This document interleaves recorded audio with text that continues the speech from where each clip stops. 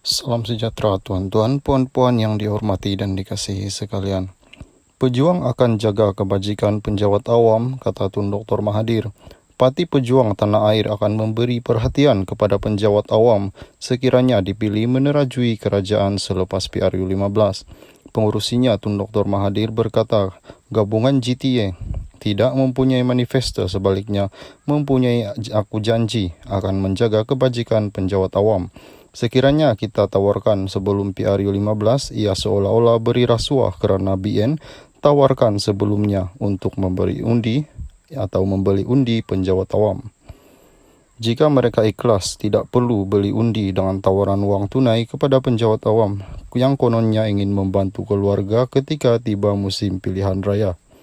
Salam sejahtera tuan-tuan, puan-puan yang dihormati dan dikasihi sekalian. Anwar Kempunan jadi Perdana Menteri, Dr. Mahathir salahkan Muhyiddin dan Hamzah dan Azmin. Bekas Perdana Menteri Dr. Mahathir Mohamad berkata dirinya tidak harus dipersalahkan kerana Anwar Ibrahim tidak dapat menjadi Perdana Menteri ketika era pentadbiran Pakatan Harapan. Sebaliknya, pengurusi GTA itu berkata mereka dari dalam gabungan PH sendiri yang merancang langkah Sheraton, khususnya Presiden Bersatu Muhyiddin Yassin, Setiausaha Agungnya Hamzah Zainuddin dan pemimpin PKR yang berpaling tada Muhammad Azmin Ali. Saya nak terang sekali lagi, peletakan jawatan oleh saya tidak menyebabkan kejatuhannya Pakatan Harapan. Dan jika kerajaan Pakatan Harapan tidak jatuh, maka ia boleh sahaja menamakan Anwar ganti saya. Jelasnya pada satu kenyataan hari ini.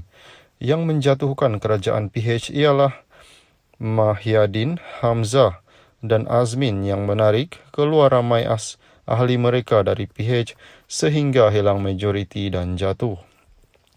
Jadi salahkan Azmin, Hamzah dan Muhyiddin dan mengikut mereka yang terlibat pada langkah Sheraton yang menyebabkan Anwar tidak jadi Perdana Menteri, katanya. Menurut Mahathir, Anwar juga bersalah kerana mendorong Azmin dan beberapa ahli-ahli parlimen PKR pada waktu itu bersekongkol dengan Muhyiddin. Jangan asyik nak salahkan saya, katanya.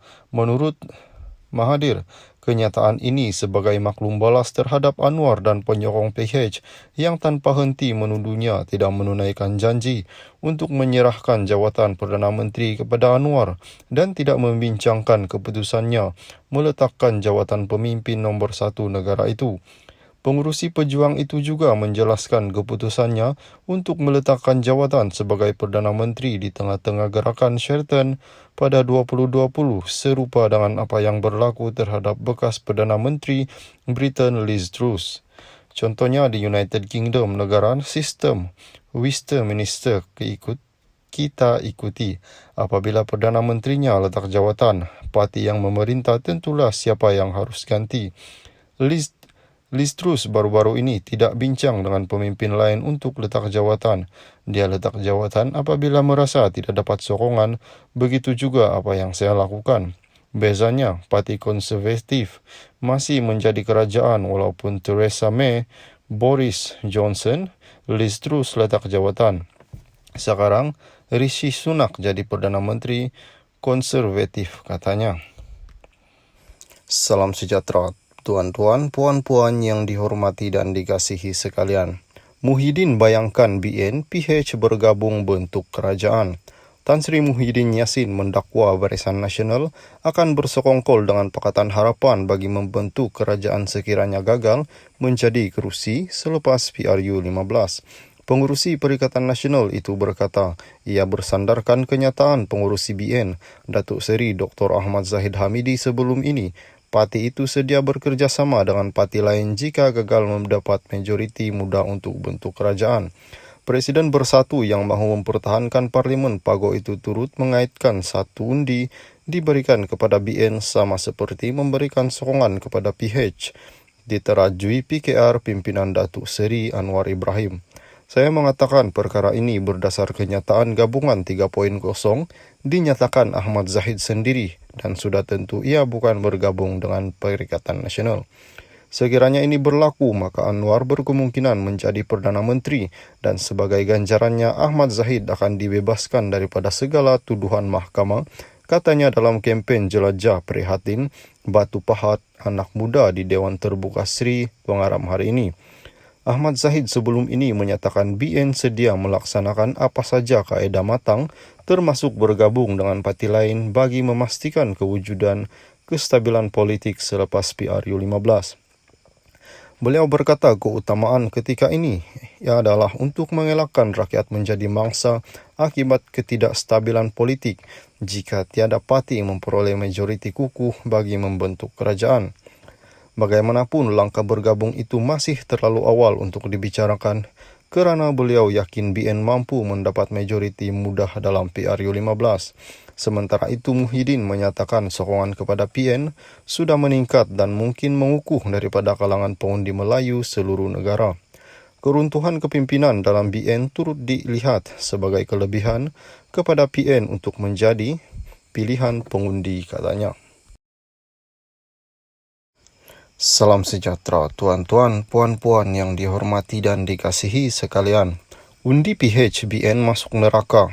Permohonan maaf Ketua Pemuda Pasik tak jalan.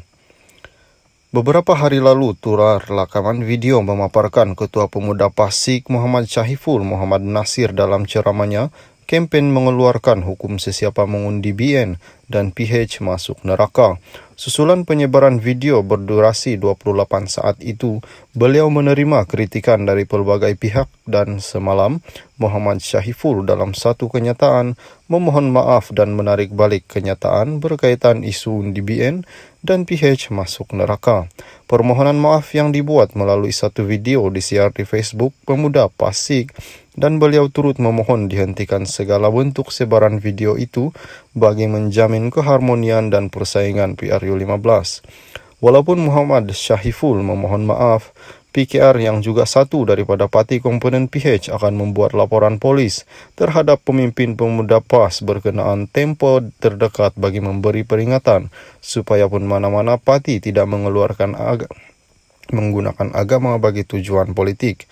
Timbalan Presiden PKR Rafizi Ramli berkata, laporan juga akan dibuat kepada SPR. Saya dan peguam akan tengok ucapan PAS yang kata kalau undi BN dan PH masuk neraka. Dalam beberapa hari lagi saya akan buat laporan polis dan laporan kepada SPR sebab kita tak boleh biarkan orang macam ini. Dia ingat dia hasut orang, ugut orang guna agama untuk menakutkan orang Melayu.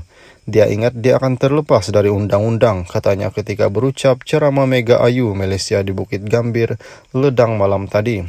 Mengulas lanjut, Rafizi yang juga pengarah pilihan raya PKR mengingatkan PAS supaya pun tidak